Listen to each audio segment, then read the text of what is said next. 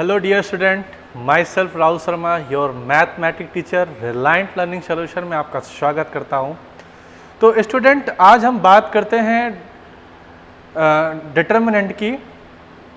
तो डिटर्मिनेंट हालांकि हमने डिस्कस किया था लास्ट टर्म पे, डिटर्मिनेंट की प्रॉपर्टीज़ पढ़ी थी।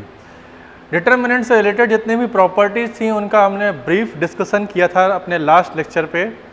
ठीक है, जिन्होंने नहीं देखा वो देख सकते हैं हमारे YouTube channel reliant learning solution पे, आपको वहाँ पर सारी चीज़ें अवेलेबल है। ठीक है, तो अब हम बात करते हैं, आज का जो लेक्चर है वो हमारा बहुत इम्पॉर्टेंट है। आज की सारी बातें बहुत ही इम्पॉर्टेंट होने वाली हैं, वो इसलिए क्योंकि आज हम सारी बातें करेंगे क्वेश्चंस पे। मतलब कि आज का जो लेक्चर है वो क्वेश्चन बेस्ड लेक्चर है और सारे के सारे क्वेश्चन जो हैं वो डिटर्मिनेंट की प्रॉपर्टीज़ पे बेस हैं। और दूसरी सबसे इम्पॉर्टेंट बात, वो सारे के सारे क्वेश्चन कहीं ना कहीं किसी न किसी एग्जाम में पूछे जा चुके हैं। मोस्ट प्रोबेबल क्वेश्चंस हैं जो आईआईटी में पूछे जा चुके हैं। ठीक है ना, तो आइए स्टार्ट करते हैं हमारे अपने पहले क्वेश्चन से। ठीक है ना, तो हमारा जो पहला क्वेश्चन है वो क्या कह रहा है कि let omega be the complex number. Omega क्या है? कोई कॉम्प्लेक्स नंबर है और इस तरह से दे रखा है रिलेशन की cos 2 पाई अपॉन 3 प्लस आई साइन 2 पाई अपॉन 3। ठीक है ना, ये कंडीशन एक गिवन है। तब आपसे कह रहा है कि then the number of distinct complex number z satisfying this. ठीक है ना, तो कह रहा है ये तो z आप देख रहे हैं कॉम्प्लेक्स नंबर है, इसके कितने नंबर्स पॉसिबल हैं, क्या कितनी वैल्यूज पॉसिबल हैं डिफरेंट डिफरेंट। ओके, ऑप्शंस आपके पास दे रखे हैं 1, 2, 3 या इनफाइनाइट। आपसे ये नहीं कह रहा है कि z की वैल्यू क्या होगी, आपसे क्वेश्चन ये कह रहा है कि कितने वैल्यूज आएंगी z की। मतलब बात समझ पा रहे हैं? ठीक है ना, तो आइए जरा देखते हैं क्या आंसर होगा हमारा और कैसे सॉल्व करेंगे। ठीक है ना, ये z है, z इक्वल्स टू सॉरी ये डेल्टा दे रखा है, डेल्टा की वैल्यू क्या है हमारी 0 है। तो स्टार्ट करते हैं। तो कहते हैं क्या है कि अप्लाइंग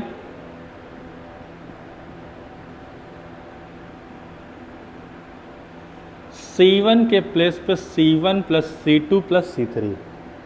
प्रॉपर्टी अगर याद हो तो प्रॉपर्टी ऑफ इनवेरिएंस हमने आपको बताया था क्या, तो वहाँ पर इस तरह के ऑपरेशंस करना सीखा था हम लोगों ने।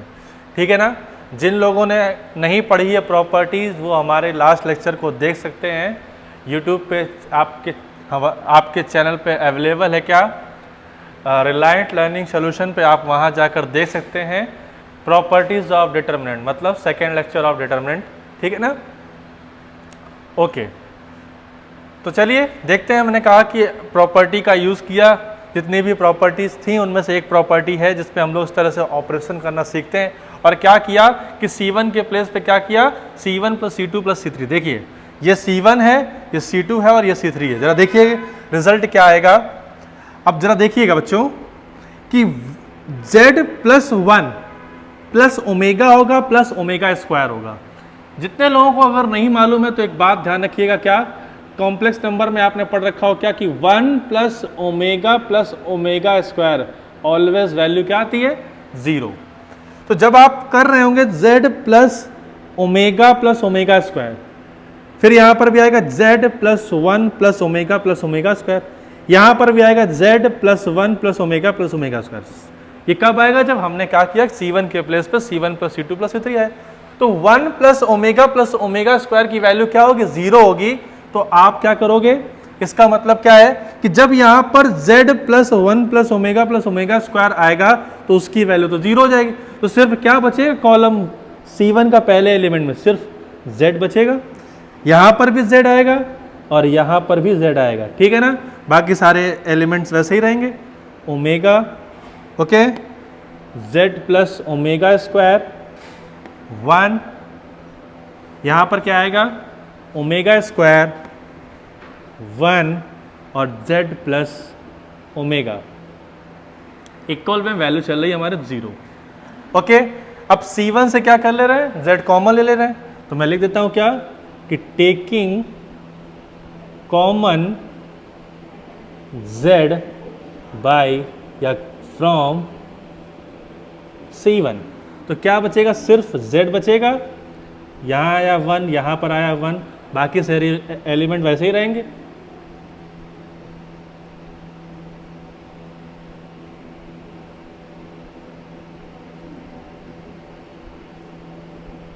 ओके अब हमने एक बात सीखी थी क्या, कि अगर डिटर्मिनेंट को आपको एक्सपेंड करना है तो हम कोशिश करते हैं कि डिटर्मिनेंट में ज़्यादा से ज़्यादा जीरो अवेलेबल हो जाए या ज़्यादा से ज़्यादा जीरो आप बना सकें।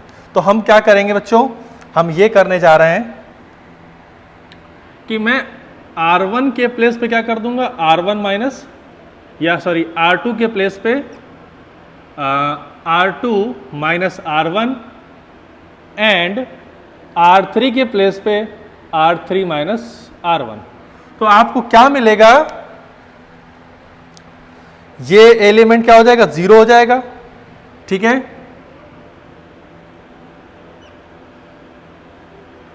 ये पहले ही रो तो सेम रहेगी, 1 ओमेगा ओमेगा स्क्वायर इक्वल में वैल्यू 0 चल रही है आपकी।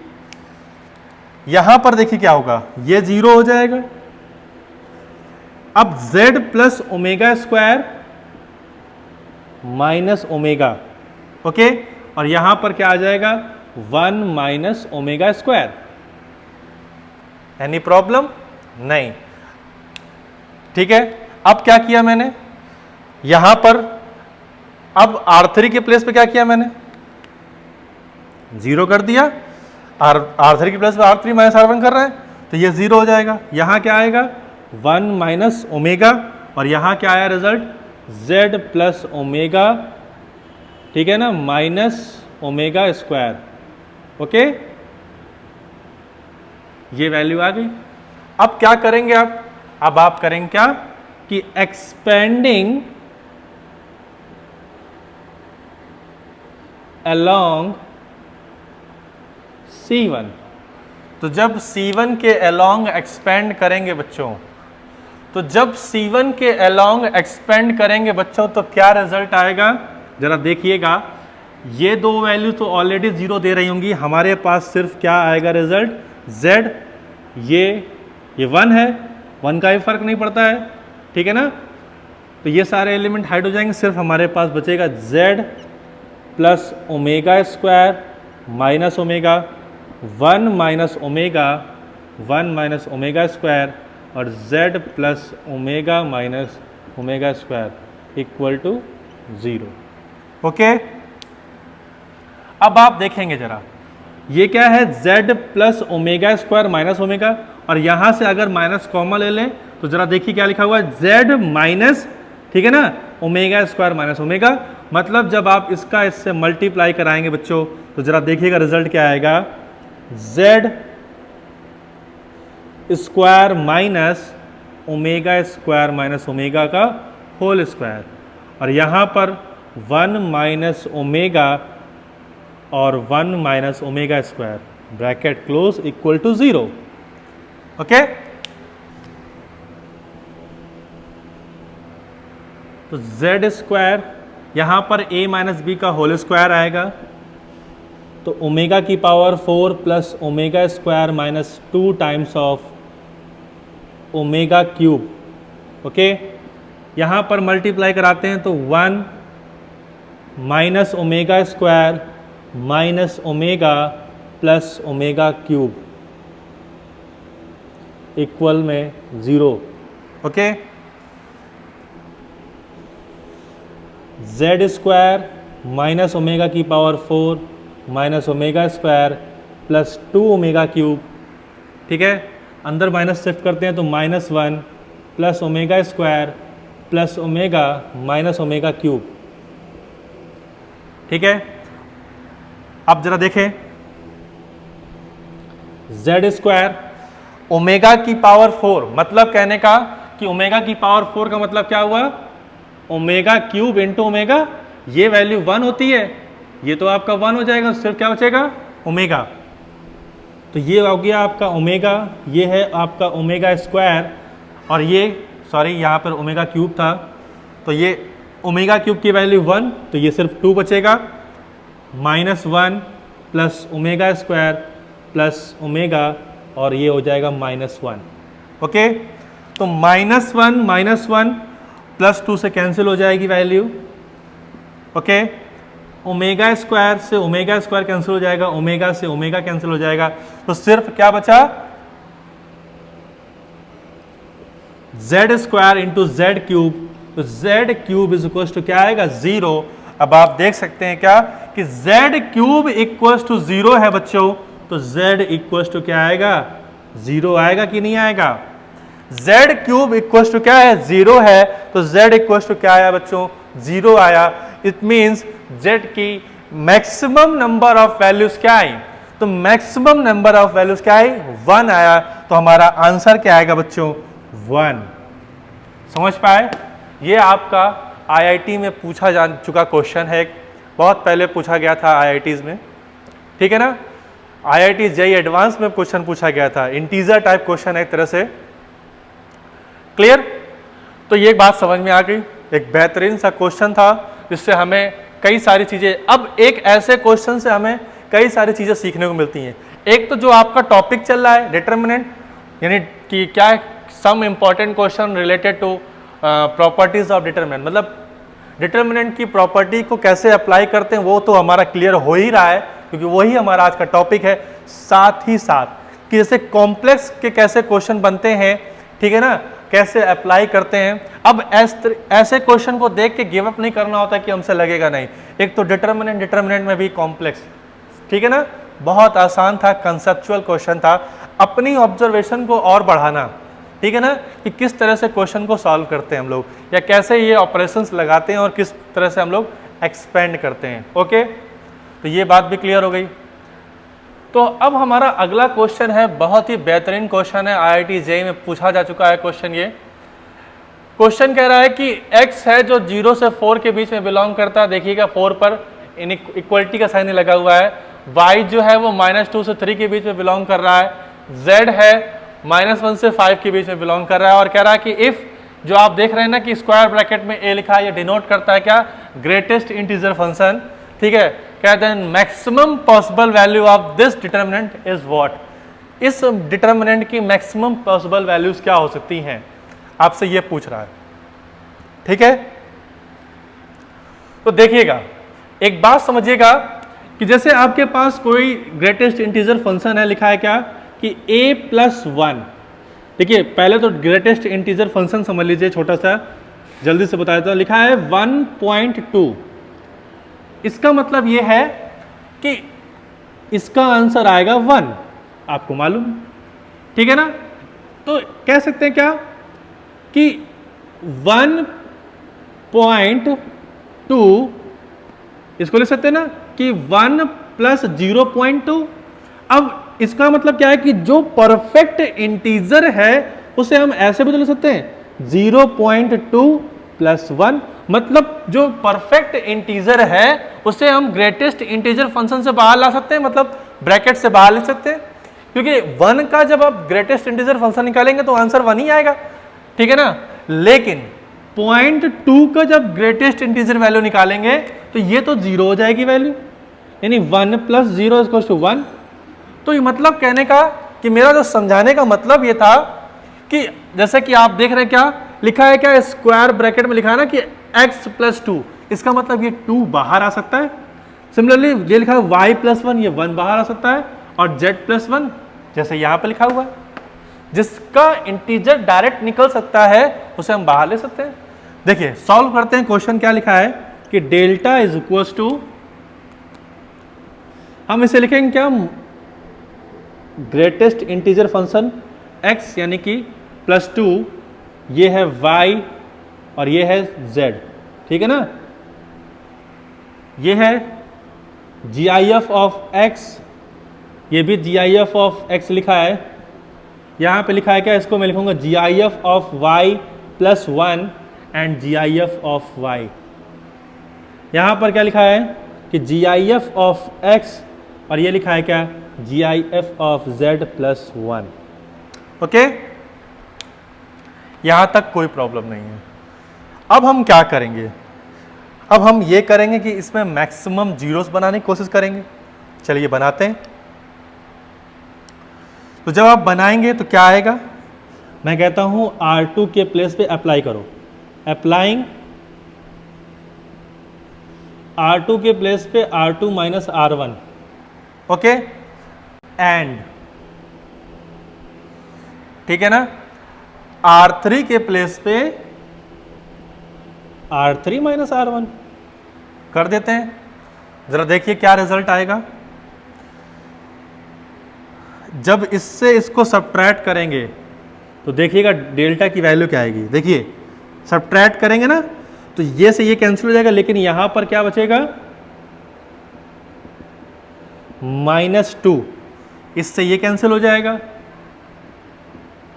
यहां बचेगा 1, ओके, और ये कैंसिल हो जाएगा तो सिर्फ बचेगा 0, है ना। यहां पर इससे ये कैंसिल करेंगे तो फिर से क्या आएगा, -2 आ जाएगा, आ गया। फिर इससे इसको कैंसिल करेंगे तो यहां 0 आ जाएगा और यहां पर क्या आएगा, 1 आ जाएगा। बोलिए कोई समस्या, यहां तक कोई प्रॉब्लम नहीं आई। अब हम क्या करेंगे, हम इसको एक्सपेंड करेंगे, ठीक है ना। अब जब इसको एक्सपेंड करेंगे तो जरा देखिए कहां से एक्सपेंड करना चाहेंगे। मैं कहता हूं एक्सपेंडिंग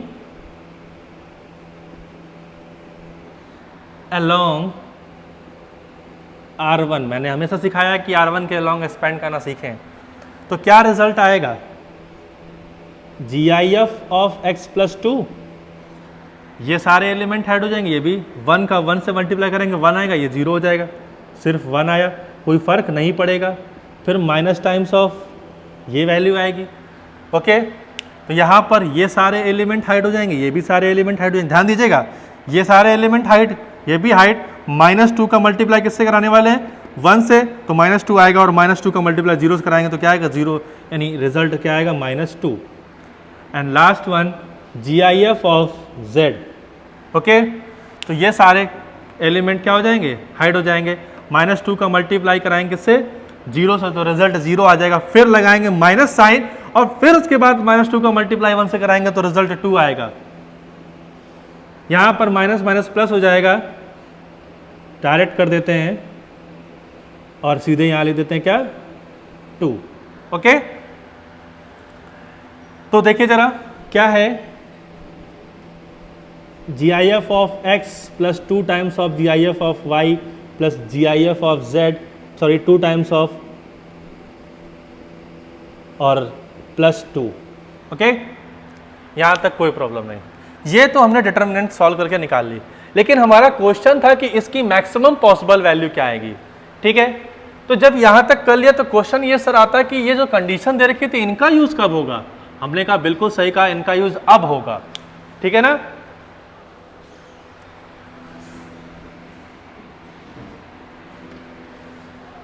जरा देखिए आपसे कह रहा है x की जो वैल्यू है वो 0 से 4 के बीच में, लेकिन 4 पर इक्वलिटी नहीं लगी हुई है। इसका मतलब ये है कि GIF ऑफ x की जो पॉसिबल वैल्यूज आ सकती हैं, जरा देखिएगा 0 से 1 के बीच में हमेशा इसकी वैल्यू क्या आएगी, 0 आएगी। 1 से 2 के बीच में इसकी वैल्यू हमेशा कितनी आएगी, 1 आएगी। 2 से 3 के बीच में हमेशा इसकी वैल्यू क्या आएगी, 2 आएगी। और 3 से 4 के बीच में क्या आएगा, 3 आएगी वैल्यू। बात समझ रहे हैं ना। कैसे मैंने निकाला कि जब 0 से 4 आप सॉल्व कर रहे हो तो पहले 0 से 1 चेक करेंगे, तो उसमें आपकी GIF की वैल्यू 0 आएगी। फिर 1 से 2 के लिए तो आंसर आएगा 1, फिर 2 से 3 के लिए आंसर आएगा 2, और 3 से 4 के लिए क्या आएगा आंसर, 3। बोलो बात समझ पा रहे कि नहीं। फिर सिमिलरली आप आओ कहां पर, GIF ऑफ y के लिए आप आते हो -2 से -1 के बीच, तो आंसर आएगा -2। उसमें वैल्यू बढ़ जाती है ना, ठीक है ना। -2 से -1 के लिए आओगे तो आपको मिलेगा -2। -1 से 0 के लिए जब आप आओगे तो आपको मिलेगा -1। फिर उसके बाद 0 से 1 के बीच में आओगे तो आपको मिलेगा 0, ठीक है ना। फिर उसके बाद 1 से 2 के लिए आएंगे तो 1 मिलेगा, और 2 से 3 के लिए आएंगे तो 2 मिलेगा। बोलो बात समझ पा रहे हो, ये पॉसिबल वैल्यू आएंगे। z के लिए -1 से 0 आपको -1 मिलेगा, 0 से 1 0 मिलेगा, 1 से 2 1 मिलेगा, 2 से 3 2 मिलेगा, 3 से 4 आपको 3 मिलेगा और 4 से 5 के बीच में हमेशा 4 वैल्यू मिलेगी। बोलो बात समझ पाए कि नहीं? ये था इंपॉर्टेंट काम, ठीक है ना। अब हमसे कह रहा है कि मैक्सिमम पॉसिबल वैल्यू क्या आएगी, तो GIF ऑफ x की मैक्सिमम वैल्यू क्या है बच्चों? 3। पुट करो यहां पे 3। GIF ऑफ y की मैक्सिमम वैल्यू क्या है? 2 है। पुट करिए यहां पे। GIF ऑफ z की मैक्सिमम वैल्यू क्या है? 4। पुट करो बेटा, कैलकुलेट करो क्या आएगा। ये क्या हो गया? 4, 3 + 4 7, ये क्या हो गया? 4 2 8, 8 और 7 कितना हो गया? 15, और ये कितना हो गया? 2 17, यानी मैक्सिमम पॉसिबल वैल्यूज क्या है हमारी? 17 बच्चों। 17 is your right answer, it means answer number C. बोलो बात समझ पा रहे हैं कि नहीं? ये one of the best question है ये, ठीक है ना, जो एक डिटरमिनेंट से पूछा जा सकता है। क्लियर? 4 3 7 8 15, ओके करेक्ट है, ठीक है ना। तो समझ पाए कि एक डिटरमिनेंट से कितने क्वेश्चन बन सकते हैं, कैसे क्वेश्चन बन सकते हैं, क्या उसका लेवल हो सकता है। कोई भी अनुमान नहीं लगाया जा सकता कि किस लेवल तक क्वेश्चन पूछा जा सकता है। मैथ्स का सबसे टफ चैप्टर जिसको जो आपको लगता हो, उससे भी डिटरमिनेंट पे क्वेश्चन पुटअप किया जा सकता है। जैसे कि मोस्टली लोगों की फेवरेट होती है कैलकुलस। हमारा जो अगला लेक्चर होगा उसमें आप देखेंगे कि डिटरमिनेंट में कैलकुलस का कैसे यूज़ करते हैं, मतलब डिफरेंशिएशन और इंटीग्रेशन का। आपका जो हमारा जो अगला लेक्चर होगा उस पर आप देखेंगे, ठीक है ना। अब हम देखते हैं अपना अगला बेस्ट क्वेश्चन, ठीक है। हाँ, तो हमारा अगला क्वेश्चन आपके सामने दिया हुआ है। कह रहा है कि given that x = -9 is a root of this determinant. कह रहा है कि द अदर रूट्स आर, ठीक है ना। तो एक बात क्लियर कर देता है, क्या हमारे पास सिर्फ फिल इन द ब्लैंक्स 2 हैं और एक ऑलरेडी दे रखा है। इसका मतलब क्या है कि इसको सॉल्व करेंगे तो कहीं ना कहीं क्यूबिक इक्वेशन बनेगी, ठीक है ना। और क्यूबिक इक्वेशन बनेगी तो उसके मैक्सिमम 3 रूट्स होते हैं।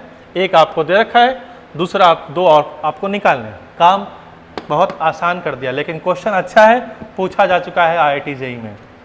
जरा देखिए क्या कर सकते हैं आप। क्या यहाँ इसको ऑपरेट कर सकते हैं क्या आप? अगर आप इसको ऑपरेट करेंगे तो ऑपरेट हमारा काम आसान करने के लिए होता है। कैसे भी करके क्या आसान हो रहा है काम? नहीं। तो आप क्या करेंगे? डायरेक्ट एक्सपेंड कर दें। Expanding along R1। तो जब एक्सपेंड करेंगे तो जरा देखिएगा, x क्या बचता है हमारे पास? x 6 2x -3। अब क्या बचेगा? 2 7 2 और x, ठीक है ना।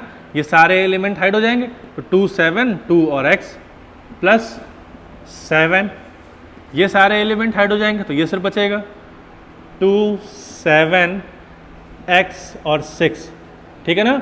इक्वल में तो इक्वल टू 0। अब इसको सॉल्व करते हैं। ये हो जाएगा x² -12 2x -14 और 12 7x इक्वल टू 0, ठीक है ना। कोई प्रॉब्लम? x का मल्टीप्लाई कराएंगे तो ये हो जाएगा x³ -12x, यहाँ पर 6x + 42, यहाँ पर 12 7 जा 84 और 7 7 जा 49, x = 0। यहाँ तक कोई प्रॉब्लम बिल्कुल भी नहीं होनी चाहिए, ठीक है ना। हाँ, अब एक्स क्यूब माइनस स्क्वायर वाला टर्म कहीं पर बन ही नहीं रहा है, तो अब जरा देखिए एक बात कि 12x माइनस 6x कितना हो जाएगा 18x, है ना, और यहां पर माइनस का 49x है, सब ऐड हो जाएंगे तो क्या आएगा रिजल्ट,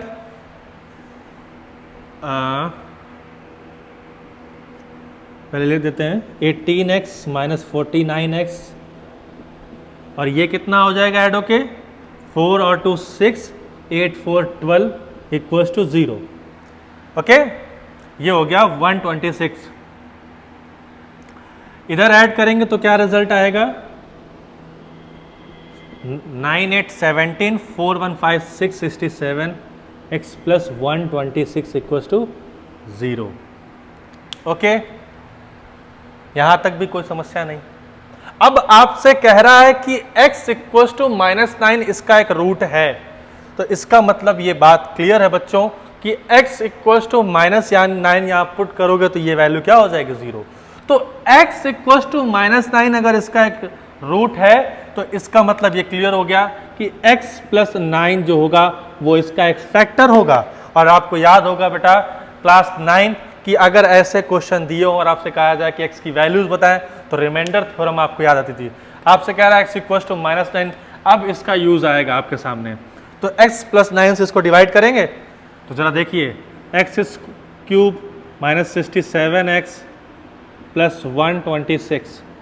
ओके, हमें क्या करना है, रिमूव करना है, तो हम x स्क्वायर से मल्टीप्लाई कराएंगे तो x cube plus 9x square, ये कैंसिल, ये भी कैंसिल, सॉरी माइनस साइन आ जाएगा तो ये कैंसिल हो जाएगा, तो क्या आया -9x square minus 67x। Okay, अब क्या करेंगे आप -9x से आप मल्टीप्लाई कराएंगे तो -9x स्क्वायर और 9 9 जा 81 प्लस प्लस कैंसिल हो जाएगा, तो क्या रिजल्ट आएगा यहाँ पर। अब 81 प्लस का हो गया और 67 माइनस का है, तो रिजल्ट क्या आएगा 4, यहाँ से कैरी ले लेंगे तो 1, और कितना आया 14x प्लस 126। अब क्या करेंगे आप 14 से मल्टीप्लाई कराएंगे बच्चों, जब 14 से मल्टीप्लाई कराएंगे तो क्या आएगा 14x और 14 9 जा 126 कैंसिल हो जाएगा, रिजल्ट आएगा 0, रिमाइंडर 0, मतलब बात क्लियर है। अब एक हमारे पास इक्वेशन आ गई, क्या मतलब एक फैक्टर तो ये हो गया, दूसरा फैक्टर ये हो गया। अब इसको हम क्या लिख सकते हैं इस एक्सप्रेशन को कि x plus 9 into x square minus 9x plus 14 equal to 0। अब इसको हम फैक्टराइज कर दें, ये आपकी क्वाड्रेटिक इक्वेशन हो गई, तो हम स्प्लिट कर देते हैं x square minus 7x minus 2x plus 14 equal to 0। तो x minus 7 x minus 2 equal to 0। तो बेटा क्या रूट आए आपके पास, एक आया क्या x इक्वल टू 7 और दूसरा आया क्या x इक्वल टू 2। तो जो एक रूट तो इसका था x की वैल्यू थी -9 और दूसरी क्या आ गए दो रूट्स 7 और 2। ये आपका क्वेश्चन हो गया। तो क्वेश्चन ऐसे भी बन सकता है। अब देखिए ये क्वेश्चन आईआईटी में क्यों पूछा गया, वो इसलिए कि आपसे छोटा सा दिमाग पूछा जाता था। क्या आपको रिमाइंडर थ्योरम अभी भी आती है। इसका पूछने का मतलब ये था कि वो ये जानना चाहता था कि क्या आपको रिमाइंडर थ्योरम आती है, क्या आप इसका यूज कर पा रहे हो। ये दो बातें थी जिसके लिए क्वेश्चन आपसे पूछा गया था आईआईटी में। बोलो बात समझ पाए। तो ये बात भी क्लियर हो गई। बेहतरीन सा क्वेश्चन था आपके सामने ये भी, जो आईआईटी में पूछा जा चुका है। ठीक है ना, ओके। आइए तो देखते हैं अगला क्वेश्चन क्या है। ये क्वेश्चन इंपॉर्टेंट है, इसके दो रीजन हैं। ऐसा क्वेश्चन बोर्ड में बहुत पूछा जाता है, पहली बात, और दूसरी बात कि ये खुद आईआईटी जेईई मेन में पूछा जा चुका है। तो बोर्ड में पूछा जाता है, आपको बोर्ड भी देना है, ठीक है ना। और IIT JEE मेन में भी पूछा जा चुका है, तो कैसा क्वेश्चन बनता है और कैसे इसको सॉल्व करते हैं और क्या यूज़ है प्रॉपर्टी का, ज़रा देखिए। इस डिटर्मिनेंट को मैं लिखूंगा दो पार्ट में, ठीक है ना। देखिएगा ज़रा, 1 1 1 A B C A square B square C square, ठीक है ना। उसके बाद एक पार्ट और होगा मेरा, वो क्या कि यहाँ क्या लगा हुआ माइनस, तो यहाँ पर आपको मिलेगा माइनस, और क्या आएगा, या आप कह दो कि ना माइनस लगाओ तो प्लस लगा लो, बाद में अपने आप आ जाएगा माइनस, समझना मेरी बात को। 1, ठीक है ना, 1 1 1, यहाँ पर ABC, और जो कॉलम थर्ड के एलिमेंट आएंगे वो सारे ये होंगे, वो क्या होंगे, -AB, ठीक है ना, सॉरी -BC, फिर -CA और -AB। यहाँ से माइनस कॉमन ले लेंगे तो ऑलरेडी ये साइन क्या हो जाएगा, माइनस हो जाएगा। मैं यही बात आपसे पहले कहने वाला था, लेकिन इसलिए मैंने शो करा ताकि कहीं आपको समझ में ना आए कि क्या हो गया ये अचानक से, ठीक है ना। अब जरा देखिए मैं क्या करने वाला हूँ, ये जैसी है डिटर्मिनेंट, इसको बिल्कुल वैसे ही रख रहा हूँ, सिर्फ इसको सॉल्व करना चाह रहा हूँ। मैं इसको सॉल्व करूँगा, इसको बिल्कुल वैसे ही रखूँगा, ठीक है ना। और क्या करूँगा इस पर कि कि R1 के प्लेस पे A times of R1, R2 के प्लेस पर B टाइम्स ऑफ R2, और R3 के प्लेस पर C टाइम्स ऑफ R3 करने वाला हूं। ये काम मैं अप्लाई करने वाला हूं, लेकिन मैथ्स कह रही कि आप जितना आप अपने तरफ से मल्टीप्लाई कर रहे हो उतना डिवाइड भी करना पड़ेगा। तो ओवरऑल जो हमने मल्टीप्लाई कराया किसका कराया, ABC का, तो हम ABC से डिवाइड भी करेंगे, और मल्टीप्लाई कराने के बाद देखिए रिजल्ट क्या आता है। ये तो बिल्कुल वैसे का वैसा ही रहेगा।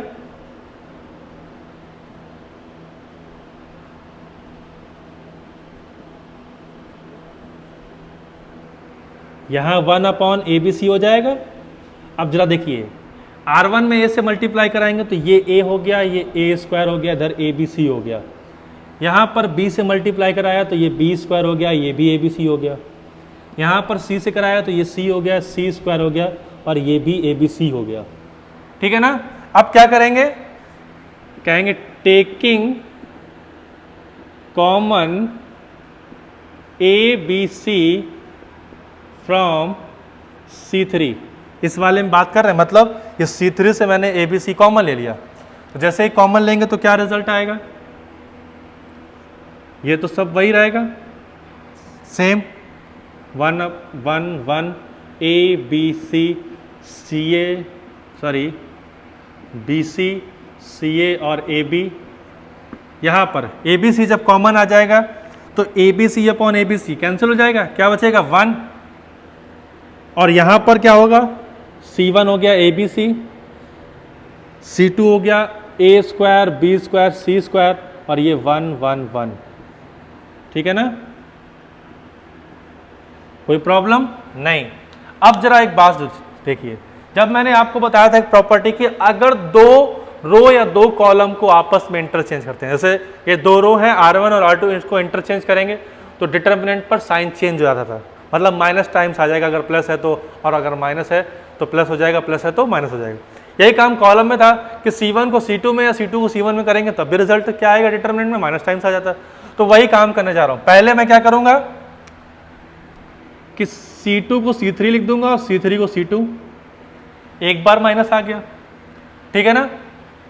फिर उसके बाद मैं क्या करूंगा कि अब यहां पर क्या आ गया, 1 1 आ गया, तो फिर इसको इससे इंटरचेंज कर दूंगा और इसको इससे इंटरचेंज कर दूंगा, 2 बार 1 आ जाएगा, माइनस 2 बार माइनस आ जाएगा। तो एक पहले आ चुका था और एक इसके कारण आ गया माइनस, और एक इसकी वजह से आ गया, वो माइनस माइनस प्लस हो गया, ये वही का वही रहेगा। लेकिन अब देखिए जरा जो रिजल्ट आएगा आपके सामने, देखिएगा रिजल्ट क्या आया।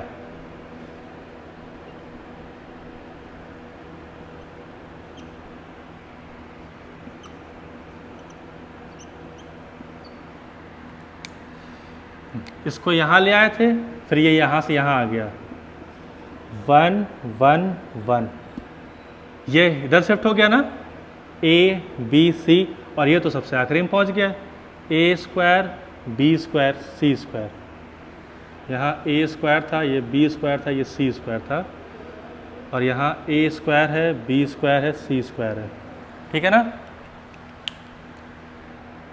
अब देखिए जरा, ये था, इसको इधर तोड़ा था, उसको उधर तोड़ा था, वो लग गया था गलत। अब जरा देखिए क्या है, ये दोनों के दोनों सेम है, सेम है कि नहीं। अब अगर ये सेम है तो क्या होगा, ये से ये कैंसिल हो जाएगा और रिजल्ट क्या आ जाएगा, 0। मतलब कहने का कि जो ये डिटर्मिनेंट दे रखी थी इसकी वैल्यू क्या आएगी, 0 आएगी। क्या आएगी, 0 आएगी। कैसे आई आपने देख लिया। ओके, तो ये बात क्लियर हो गई हमारी। तो ये क्वेश्चन भी क्लियर हो गया। इंपॉर्टेंट था, क्यों, मैंने बता रखा है कि ये क्वेश्चन बोर्ड में भी पूछा जा चुका है और पूछा जाता है बहुत, और IIT JEE मेन में भी पूछा जा चुका है। अगर आप चाहते हैं कि आपको हमारा अगला लेक्चर मिल सके तो आप हमारे चैनल को सब्सक्राइब करें और बेल आइकन दबाएं और देखते रहिए हमारा वीडियो। Thank you.